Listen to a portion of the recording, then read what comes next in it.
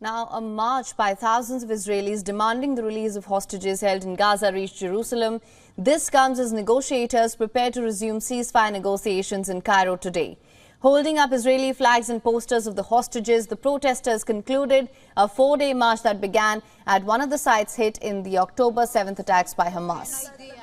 Hamas should stay in power? I don't...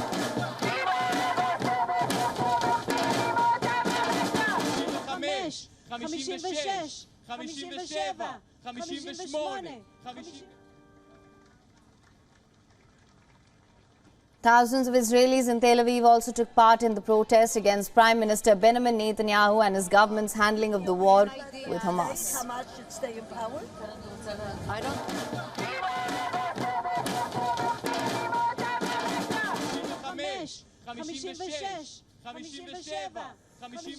The protests come as U.S. officials said that Israel has broadly accepted a ceasefire deal with Hamas.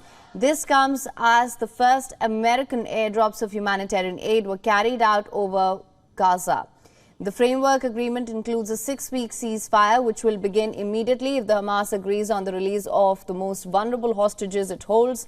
According to reports, also, Tel Aviv says that it will not send its delegates. Some reports here. Tel Aviv says that it will not send its delegates until Hamas releases a full list of hostages who are still alive.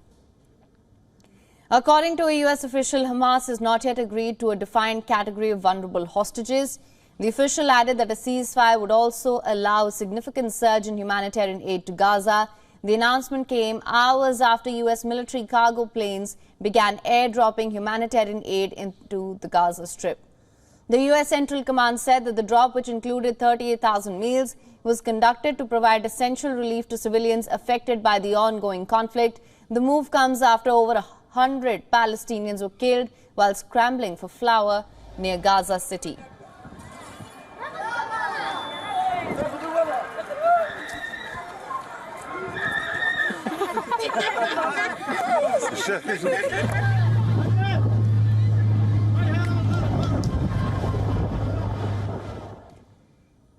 Negotiators from regional powers have been working to secure a truce by the start of the Muslim holy month of Ramadan. That's about to begin in about a week. Hamas militants took about 250 hostages during the October 7th attack on Israel, 130 of whom remain in Gaza, including 31 whom Israel says are presumed dead.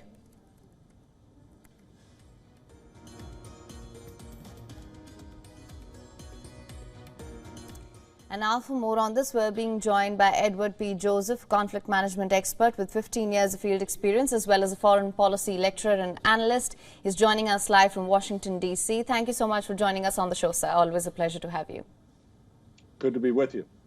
Now, sir, of course, to begin with, as I mentioned, negotiators are expected to reconvene in Cairo today for truce talks, while some reports do say that Tel Aviv says that it will not send its delegates until Hamas releases a full list of hostages. What's your assessment of where things stand at the moment, and if Israel can effectively secure the release of all hostages? Well, based on what U.S. officials are saying, it appears that actually Israel has accepted the deal. And the terms that I'm reading, the latest reports in the New York Times say, quote, the ball is in Hamas's court. So apparently the Israelis have accepted the framework put forward by the United States with the assistance of Qatar and Egypt. And that the terms of that deal provide for a 6-week ceasefire. And that's quite significant. And obviously, given the conditions and the suffering of Palestinian civilians in Gaza, the question is, why would the Hamas leadership not accept this arrangement that, again, is apparently supported by Qatar and Egypt as well? So that's really the question, is whether the Hamas leadership cares about the Palestinian civilians or is more concerned about preserving its own positions there in Gaza. Please. Absolutely, sir. Now, if we are to talk about the contours of this agreement, it says that it will begin immediately if Hamas agrees to release the most vulnerable hostages. However, as I mentioned earlier, Hamas has not yet agreed to a defined category of vulnerable hostages. Now, what's your take on the wording of this? Again, it's bizarre.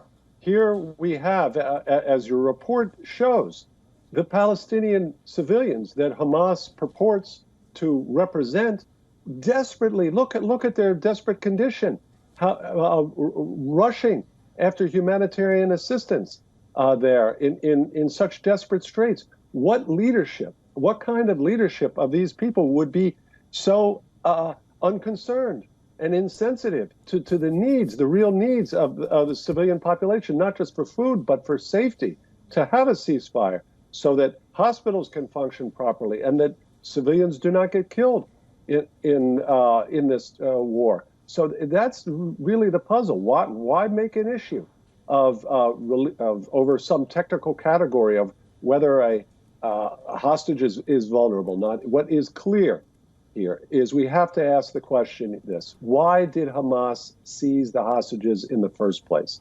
Clearly, it was not to protect Palestinians. It was to protect Hamas leadership itself, and that's what's carrying out here. Again, we have the backing of Qatar and Egypt, along with the United States, for the terms that apparently Israel has accepted. So that's really the puzzling question here is exactly why Hamas is bickering over details like which category of hostages. Please. Right. Now, of course, the United States has also airdropped aid into Gaza. This move, which has drawn the ire of many Republicans as well. What's your take on this? Of course, this move also comes after over 100 Palestinians were killed while scrambling for aid packages in Gaza. Well, I think the criticism from Republicans on this doesn't matter at all to President Biden. He's very concerned, as is Secretary of State Blinken, about the situation of Palestinian civilians. And President Biden is trying to address, at least in some fashion, through the airdrops. Now, of course, airdrops cannot compensate for the loss of ground access, and that's really a concern. It's that the major aid agencies, including, as your report indicated, World Food Program, along with others, have stopped going into Gaza.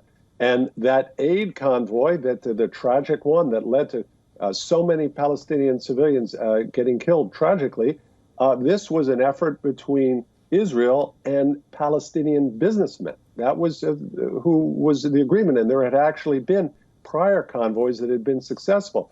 But clearly, the Israeli army is not equipped, trained to escort in, and what's needed here, desperately needed here, are alternative solutions to get security, private security, into Gaza that can escort safely, establish a bridge, a humanitarian bridge, so that aid can get in the quantities that the Palestinian civilians desperately need. Please. All right. Well, Professor Edward P. Joseph, thank you so much for joining us on World DNA with your insights on this. You're welcome. For latest news, download the WION app and subscribe to our YouTube channel.